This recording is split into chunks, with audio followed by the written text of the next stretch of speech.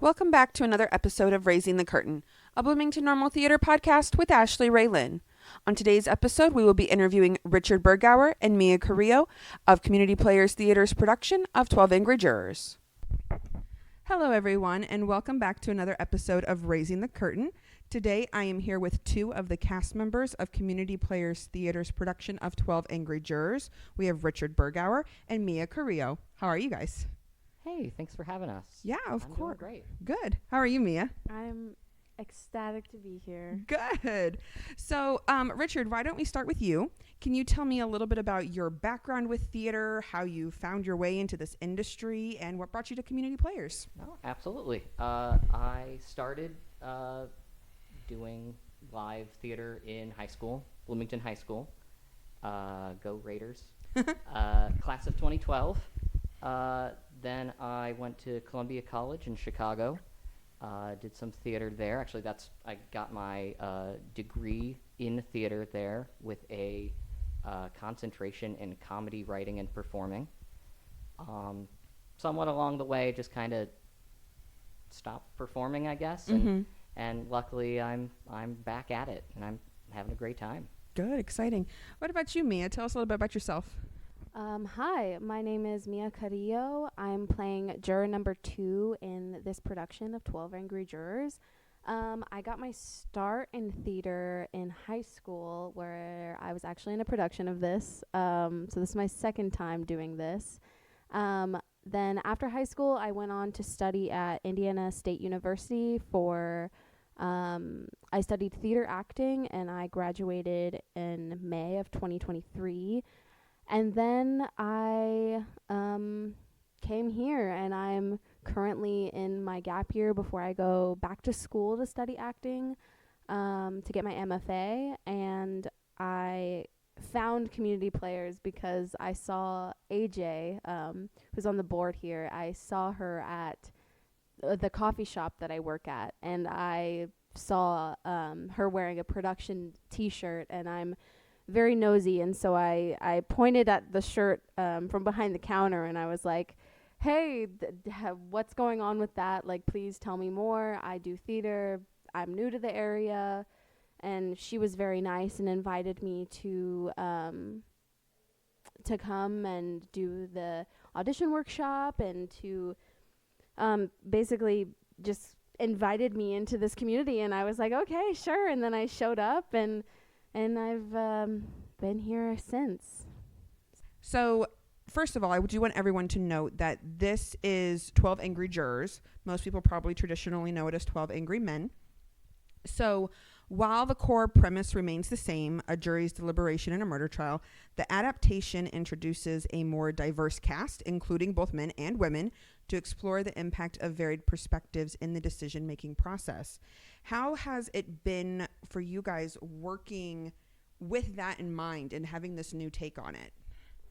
Well, I guess from my perspective, I think it's really nice and interesting that we get to have these different perspectives from different walks of life, like, you know, from people of color and from women. I think it's very important that this, I guess, message is told by a wide variety of people. Yeah, absolutely. And I think it makes it more real for this day and age. So, yeah. What about you, Richard?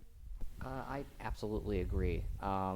I recently went and watched the original 1955 teleplay of 12 Angry Jurors, or when it was 12 Angry Men, and it's kind of obnoxious how it's all just straight white men the whole show, and it gets very confusing to follow who all these exact same characters are. Right.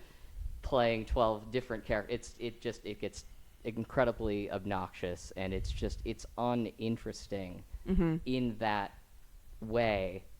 I love this diversified version where audiences can watch and identify with a different character and actually see a different perspective as such. And on top of having women included and different ethnicities and all that, there's also a lot of new people in this show. Both of you, this is your first time with Community Players, correct? Yes. Yeah. How has the experience been so far working with Jeff, the other people? I know you said you came to the audition prep nights and were welcomed, but how's it been? It's been really cool. This is my first time doing any form of community theater. Mm-hmm. I've done a lot of school theater, both in high school and college, and then I've done some professional stuff. So this is my first time doing something for the community, I guess, which is like really special to me, especially considering the message that this is. But yeah, Community Players has been such a good experience. Mm-hmm. It's very, I didn't really know what to expect, Right. but it's been really fun. I've met a lot of new people, and I've loved it personally. I think this is so much fun getting to hang with like-minded people Mm-hmm. and just creative people again. It Yeah. seems like it's been a while since I've got to have a creative posse of sorts. No, I And think that's a great way to put it. it's a joy. It's an absolute joy, and I'm really glad that Community Players welcomed me. Mm-hmm. Excellent. So, Mia, you did kind of touch on the message a little bit. The production resonates with themes of justice, prejudice, and the responsibility that comes with deciding someone's fate. It prompts the audience to reflect on the importance of critical thinking and the impact of personal biases in the pursuit of justice, which, of course, is very pivotal to the world we've been living in, especially within the last few years. Not only with a pandemic, but all of these unexpected shootings and mass, all of this stuff that, nobody really likes to talk about. But I really think it's pivotal that we're putting this on stage for people to witness. Mm-hmm. How do you think the audience is going to react to seeing it from a juror's perspective? I mean, I love this question. I've always liked this play a lot. Like I said, I did it before, so I'm very familiar with the story. And I think for me, it means a lot to me to tell stories like this of injustice and, prejudices and seeking out justice and all of these things. It's important to me as like a person of color in theater Mm-hmm. to tell these stories.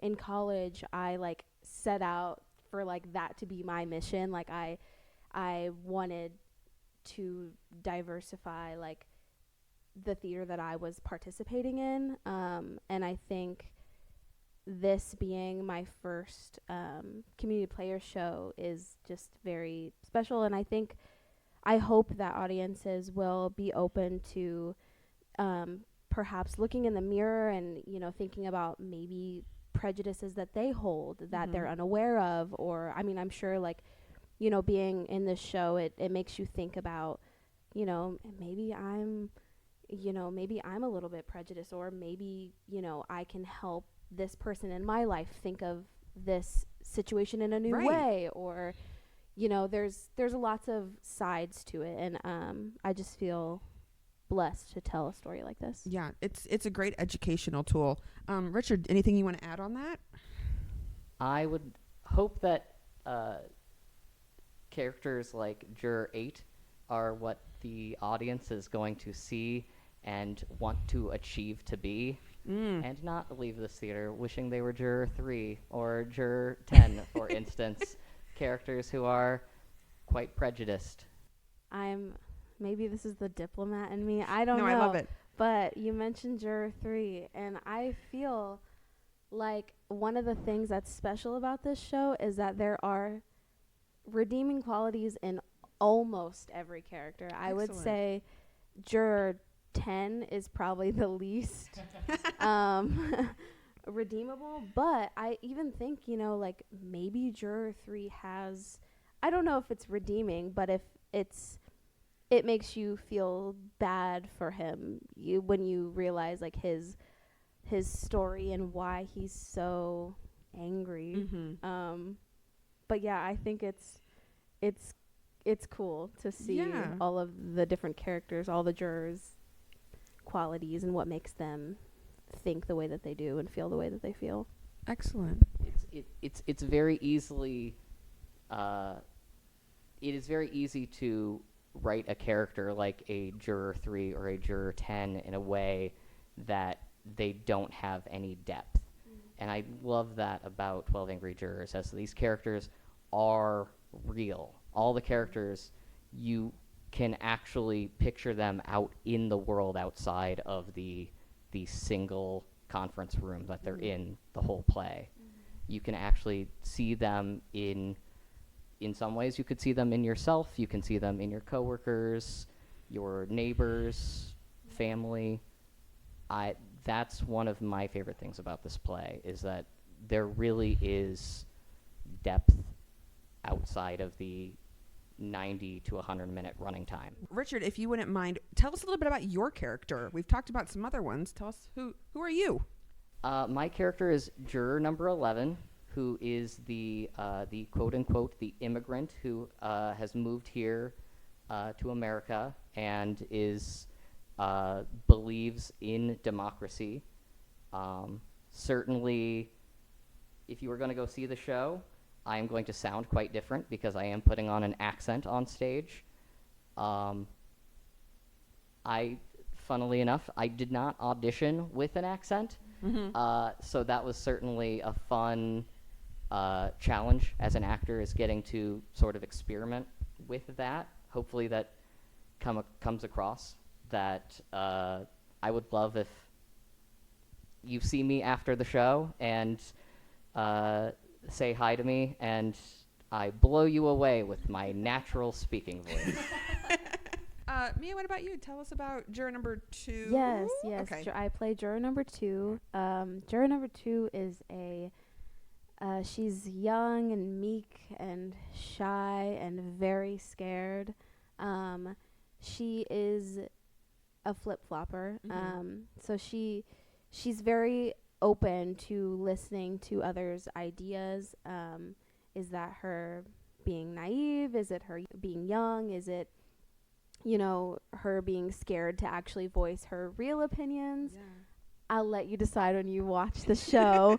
But it's been really fun playing her. I normally don't play like super quiet characters, so it's been fun. I don't know if I am quiet in real life. I honestly have no idea how I'm perceived. But it's been really fun. I like to think that I put a twist on this character that I haven't seen before. And then it's been a fun challenge physically for me because in college I worked really hard to get kind of out of my shell, and this role forced me back into my shell. But it's a good physical acting challenge for me because I put a lot into her physicality. So excellent. If you don't mind me asking, what was the character that you played previously? Yeah. Oh, in high school I played Juror number 4, so I played who Jacqueline is playing. Yes. Yeah. Now it wouldn't be age appropriate for me to play that role, but it was in high school. It was fun, and I was, sassy little thing back then. So I sure enjoyed that role. Yeah, excellent. I always enjoy playing the sassy roles too. Yeah, and now I every time I hear Jacqueline speak, I can remember the lines. I'm like, oh, I remember saying that. So Richard, let me jump over to you. I would like to talk a little bit about the cultural relevance and then the immigrant experience, since that is the character you're playing. This is traditionally set in the 1950s. It still remains relevant today, exploring those issues of justice and societal expectations, and reflects on the immigrant experience in America. What do you think the audience is going to get out of seeing a character that, like you're playing, represented on stage, in especially what we're seeing now, especially with the borders and everything like that? Certainly, I'm hoping that with my portrayal of Juror 11, that people are going to understand, especially within themselves, really what the power is of American democracy. My character does stand for the truth, stands for reason, stands for listening to others. Again, whether or not they're ideas do not match their own, which is something I do feel like in 2023 is something that on all sides of the political spectrum kind of is lacking, is just the idea of getting to listen to one another. So I'm certainly very excited about exploring that throughout my character. Mia, anything you want to add on that same topic? I guess I mean, I kind of touched on it before, but I think being a person of color, that message is really important to me. Both of my parents were immigrants, so I very much value American democracy, being a first generation American, and so seeing like the message play out and has been a joyful experience, and I really hope that audiences come in with an open mind, and I hope that it helps them reflect on the positive qualities of democracy and what it means to, give people chances and, view people who are unlike you as real humans and people who have lives and empathy and dreams and hopes and even flaws, and accept them for all of that. Exactly. So let me ask you, what do you think the cultural impact this is going to have? I mean, I'm not talking on, worldwide scale, but just within the Bloomington Normal community. I know you said you went to school in Indiana, but any thoughts on how you think a production like this might impact the community just from your time living here? Well, I mean, like I said, I'm pretty new to the community. I don't really know, the political climate in Bloomington, Illinois, but I will say, I am from the Midwest. I'm from Indiana. So, I think usually in communities like this, political shows, they can be eye-opening, and it usually gets a lot of people talking. Hopefully in this case, it'll be positive and people will be excited that a story like this is being told, and it is an American play. And the beauty of that is that there are so many different walks of life up on the stage, and I think that people will enjoy that. One of my favorite memories thus far on the production of this was when we were doing Street Team and getting to deliver the posters around town. Me and Trey, who plays juror number 5, went to the police department to hang a poster, and one of the police officers there recognized the show immediately. Sure. Asked for a poster for himself so he could keep track of what the dates were, and even said that he kind of asked us a few questions about community theater, because he himself has always wanted to kind of step into the role of community players, but was just kind of curious as to how to start. He kind of gave us congratulations on the fact that we were willing to do something like this. I thought that was just kind of a shock, because I could not see myself as a cop, but it was crazy from the perspective of a cop not being able to see himself as an actor. You obviously, like you mentioned, you're from the area. Do you think Bloomington Normal is ready for more shows like 12 Angry Jurors, where we're kind of tackling maybe some taboo subjects that people don't want to address? I think so. I think the Bloomington Normal area is ready for some. I'm trying to think of the right word to say. Right. But artful discourse. Sure. Perhaps. I feel like the town is ready to see something like this be put on, perhaps more often. What has been, and either one of you can answer this or both can, but what has your favorite experience or favorite memory from rehearsal been so far? I will say that one of my favorite parts of being in this production has been which is, it's kind of funny considering the topic of the show, but I've been very grateful to witness a lot of different kinds of people be on stage with me.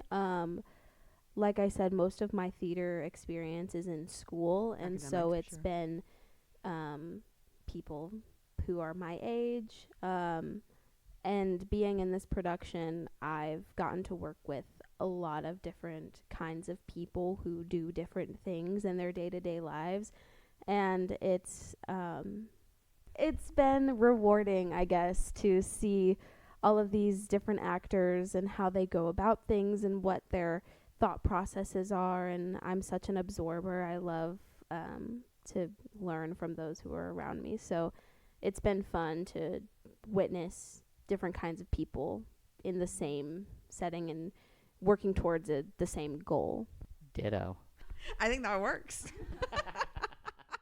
Do you have any recommendations, or say we have listeners who, like you, have never done anything like community players before? What would you say to them to maybe give them that extra push to come out and audition for maybe Young Frankenstein or I Hate Hamlet that we have coming up?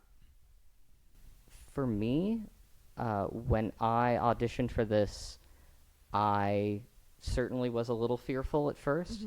But once you realize that all of us here are just wanting to put on the best creative show we can with the same amount of joy and passion that we have, there should be no fear in auditioning for anything like this. If anything, just go out there knowing that we're all about having a good time.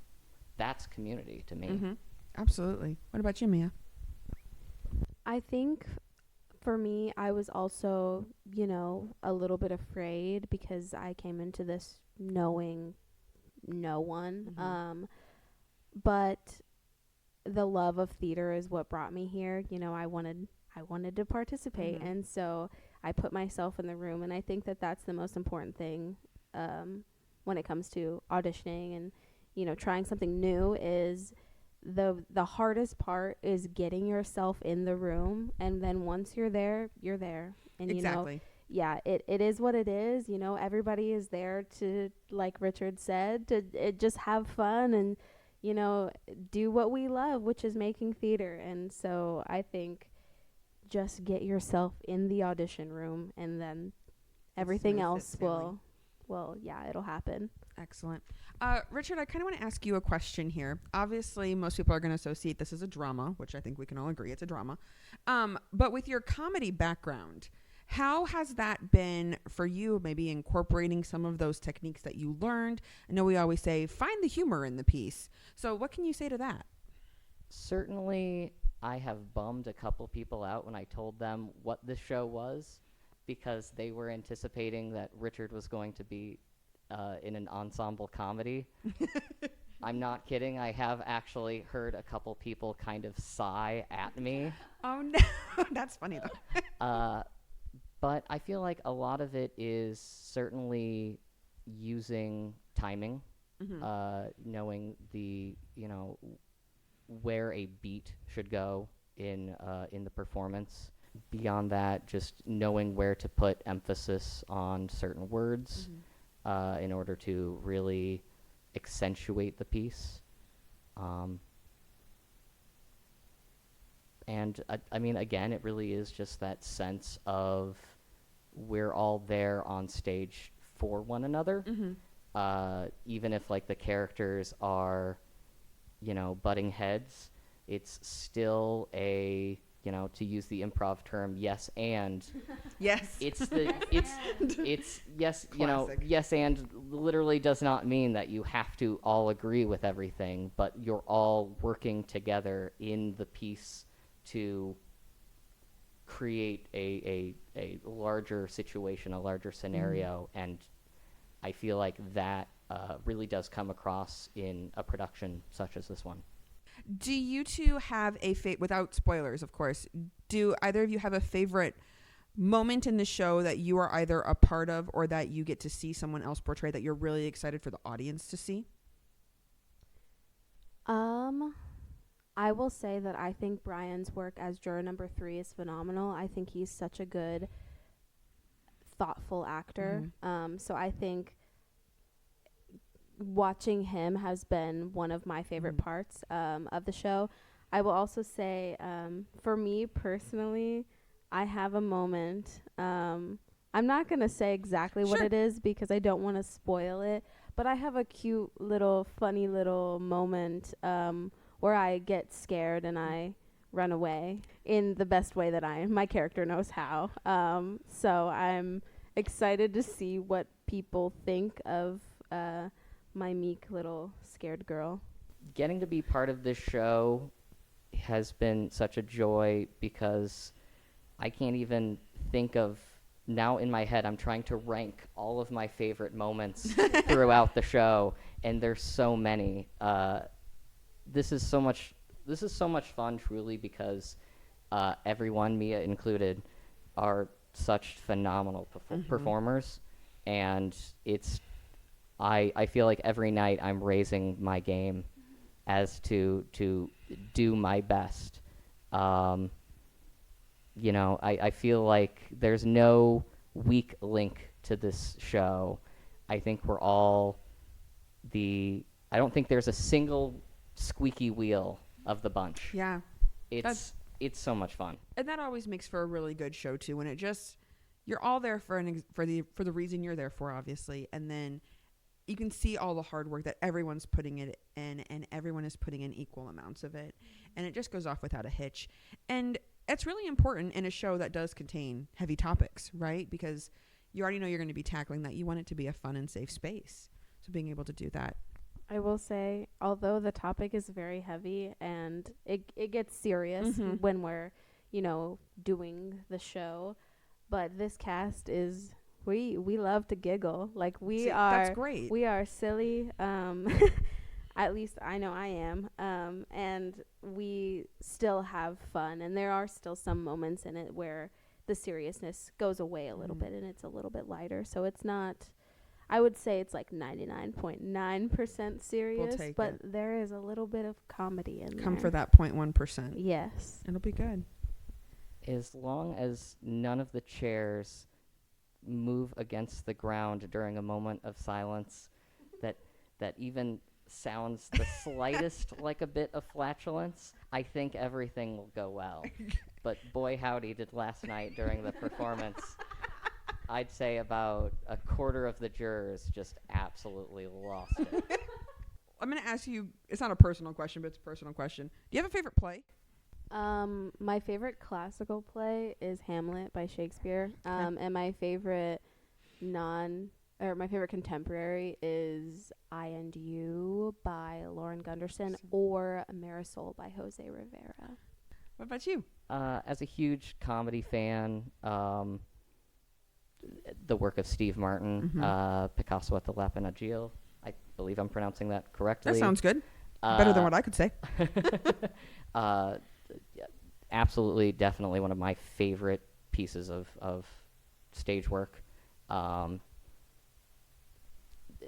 And definitely just getting to just see any sort of live theater. Again, I went to school in Chicago, so luckily there was kind of a nice hookup in Chicago with a lot of the improv community there. So almost every night I was out watching the free improv set at Second City. Just getting to watch actors play was just the ultimate gift to me. So, I guess I could almost just point to certain moments I've seen throughout the years as being some of my favorite little sketches that I've gotten to see, and certainly a lot of extremely talented performers who I've seen blossom onto television and film since then. Some of which I've actually been luckily enough able to kind of befriend over the years as well, which is excellent. Just also a joy. And theater's just a big old community no matter where we're at. Yeah. Absolutely. Right?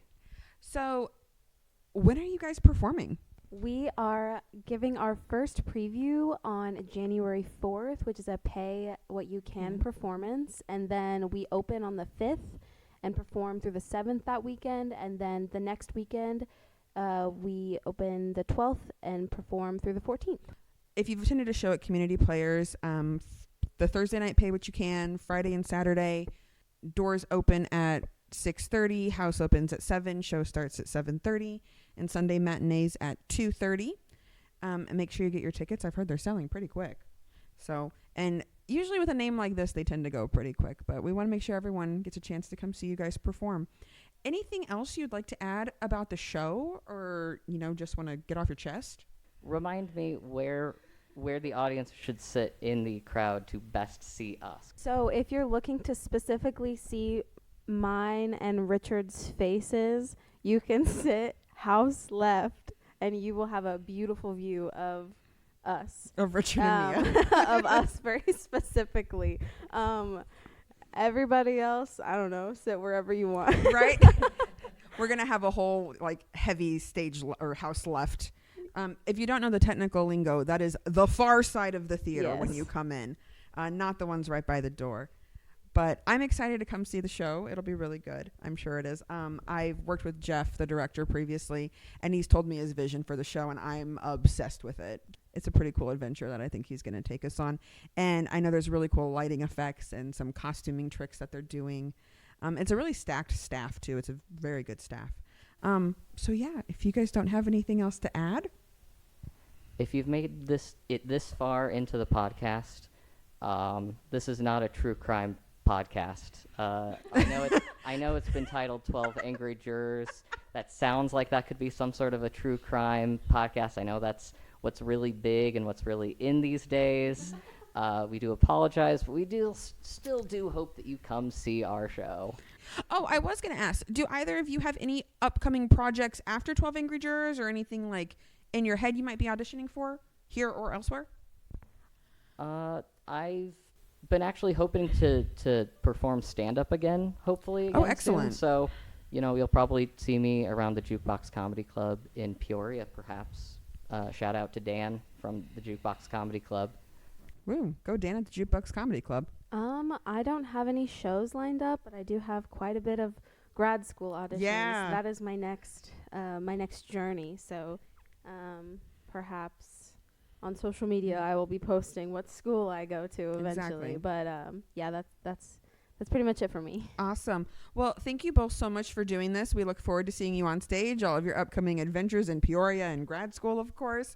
And hopefully we'll get you back to Community Players at some point too, right? So, all right, everyone, have a great evening, and thank you, Mia and Richard. Take it away, Eli. All right. Thank you, Richard and Mia. Make sure to check out 12 Angry Jurors at Community Players Theater starting January 4th.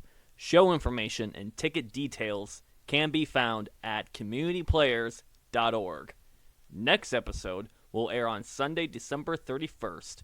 Listen in as Ashley and special guest John Poling sit down and discuss all the theater that happened in the Bloomington Normal community over the past year.